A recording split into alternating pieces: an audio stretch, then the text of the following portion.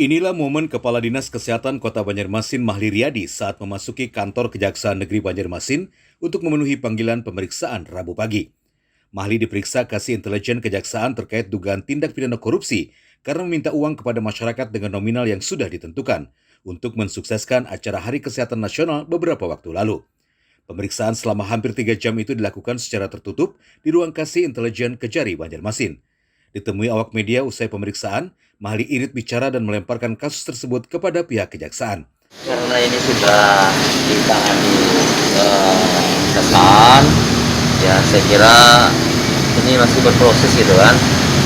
Komentarnya barangkali dari humas kejaksaan aja. Berapa pertanyaan tadi Pak? Ya kurang lebih 6 lah istilahnya pertanyaan. Seputar apa Pak? Ya tadi nanti dari sini aja, karena ini sudah ditangani, saya bilang saya kira kewenangan mereka nanti menyampaikan. Apa komitmen Bapak Pak terkait masuk ranah penegakan hukum ini Pak, gimana Pak? Ya kita memenuhi saja setiap kali permintaan. Saya kira itu aja. Ini sudah selesai pemeriksaan atau ada lagi? Saya tidak tahu, sekali lagi ini kan kewenangan mereka. Pemeriksaan untuk memperjelas dugaan pelanggaran hukum masih terus didalami pihak kejaksaan, termasuk memanggil beberapa orang saksi untuk dimintai keterangan. Secara materi tidak bisa kita sampaikan terlalu mendalam karena memang masih dalam tahap penyelidikannya, karena sifatnya setidaknya untuk tidak menghalangi ataupun nanti bisa mempengaruhi proses pemeriksaan nantinya. Ada berapa pertanyaan tadi Pak? Kalau untuk Pak Mahli ini? sebenarnya lebih penting itu pada substansinya, Iya.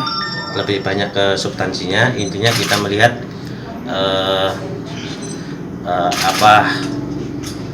kegiatan tersebut digunakan, termasuk apa sudah ada anggarannya.